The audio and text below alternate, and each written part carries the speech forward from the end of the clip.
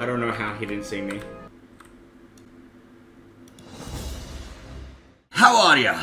And welcome back to another episode of Passivecore, a challenge series where our dwarven rogue adventurer Shaghass is unable to craft war in a world of Warcraft. If you enjoy watching this series, make sure to subscribe so you don't miss out on any new episodes, and drop a comment below. And in the last episode, we spent most of our time with Bob, who gave us a bunch of items. Some we could use, some we couldn't. And then we watched as he betrayed the laws of Passivecore and decimates an innocent bunny rabbit. We also began our survival preparation plan, mining for copper and rough stone in order to pivot to engineering. But as I leave this Ironforge Inn, I immediately notice love is in the air. As this is a holiday event and thinking about the potential quest XP up for grabs, I talk with a dwarf, Tormek Stone River, who asks me to deliver a heartfelt letter to Kalara Dean outside the Stormwind Bank. Naturally, I rush over, and I can see why Tormek would craft such a letter. Wow, well. But perhaps love is blind here, as when I hand her the letter, I would receive no XP. Nearby was another event quest giver, Artisan Motar, who believes the whole thing is a farce and sends me to obtain a Stormwind Guard's card to prove it. So I head out, buying some perfume and love tokens, and find some guards at the stockade, and return to Artisan with a card, only to be given another 0 XP. Yes, he's right. This entire event is a scam! And so I abandon romance and return to what truly matters. The pivot to engineering. So it's back to mining and preparing for engineering, as the current game plan is to pick up level 85 engineering for using target dummies. And I find my way back in Redridge during this mining errand. As I'm here, I hand in the bad news letter to Magistrate Solomon that I received from Westfall for a measly 250 XP, and he doesn't seem particularly pleased, not offering me any further quests from here. But maybe he just needs some time.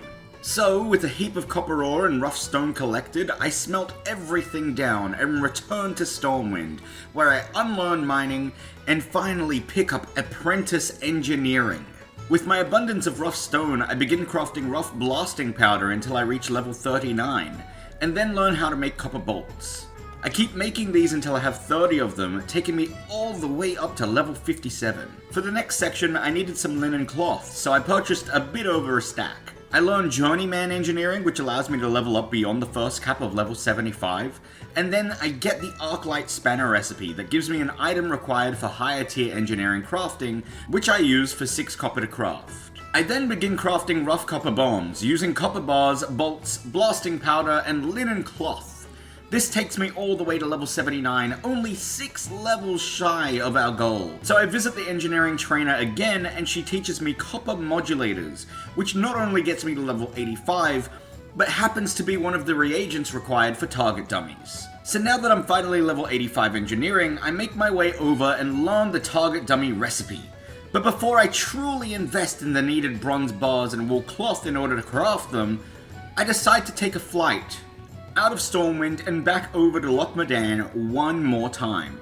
I intend to test the dummy I'd bought in the previous episode out, and what better way than to try it during this escort quest with Mirren. I speak with him and actually gain 110 XP before the escort mission begins. We start making our way up the coast of the loch and are attacked by a patrolling cliff lurker spider, a little warm up for Mirren, who has no trouble handling it by himself. But sure enough, just on the outskirts of the camp, we're ambushed by 2 dark iron dogs. I pop my stone skin and evasion, perhaps a little bit in a panic and way too early. I decide to drop the target dummy, and it does grab the attention of both dark irons, but not for long as the dummy explodes and one of the dwarves returns its attention back to me. I start taking a decent amount of damage, but Mirren saves the day as he deals with the one that he was fighting and comes to my rescue, helping me complete this quest. I gain 1050 XP and knowledge of how target dummies work, considering I've never actually used these before. I head back to the Great Anvil of Ironforge and finish crafting 10 more target dummies. And now, I truly feel indestructible. Oh, no. And in fact, even a slight breeze could... Indestructible. So with little over halfway to go to the next level, I make my way back, yet again, to Old Faithful, Aberdeen, where this time I decide to do a little relaxation fishing. I'm looking for some oily blackmouths today to craft up some more blackmouth oil for the auction house, as I'm running a little low in the gold department. But as I run along the coast, I notice a carcass that's actually interactable. Now this is actually something that you in the YouTube comments alerted me to a couple of episodes back. Luckily for me, I'm able to take this quest without engaging with the murlocs here, and I continue fishing. But further along, I spot yet another beached corpse, this time a giant sea turtle. Both of these hand in at Gwyneth in Aberdeen, so I head on over for 460 XP and 550 XP respectively. With a hefty amount of fish collected, I try my luck questing back in Teldrassil. Now that I have these target dummies, I truly felt that indestructible feeling. So I decided to give an escort quest I know of a shot. We had to bring Mist back to the Moonwell near the Oracle Tree. But she's surrounded by harpies. However, something I didn't realize about this quest when I started it though, is that Mist actually doesn't fight. And she's also not on a path like normal escort quests. No, Mist simply runs behind you, and so while I got out of dodge, she just kept up with me. I bring Mist back to safety for a whopping 900 XP, and now, look, I know how we all feel about caves in hardcore WoW. But I have to say, while I'm here, if I don't get this now and done before level 15, well, it'd simply be bad value. So I head on over to the Barrow Den to get these relics. This is not a particularly easy quest to complete, and with quite the convoluted cave system to traverse, one wrong step could seal Shaghass's fate here. I decide to enter stealth and do a little scouting and find the chest of the Black Feather Quill, but Nalpine defenders are too close to it.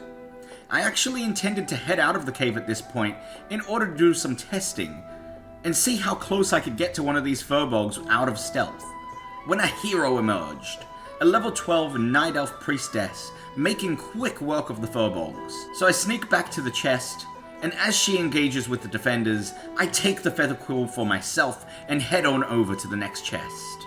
Sadly though, the priestess made her way to the exit, and, well, with little to no choice left, I felt like now was the only chance I'd have with a clear exit way to avoid spending a help token. I try to reach the chest of nesting, but I'm seen.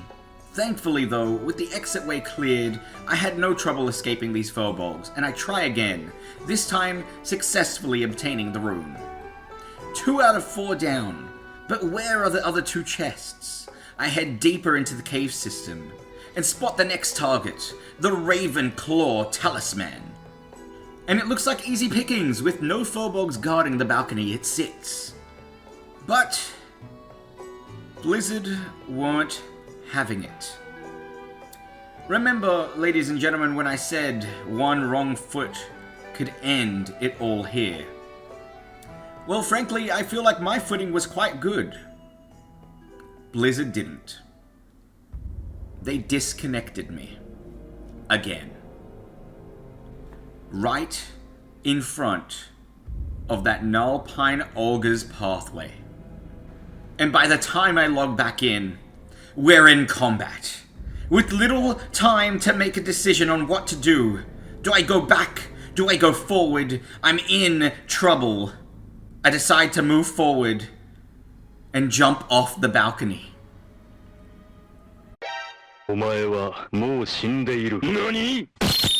A patrolling named druid, Rageclaw, spots me immediately as I land.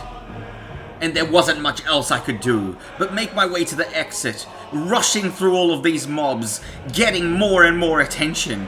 But where was the exit? I ran and ran and ran. I pop stone skin, evasion.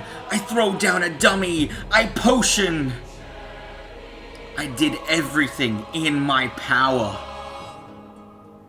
But alas, Blizzard has forsaken poor old Shaghass. I'm deeply saddened by this death. And this, of all ways, was not how Shaghass deserved to go. I was having a lot of fun creating this series, and I'm glad that you all watched along. And so, this is my promise to you, that Passivecore is not over, and it will continue eventually.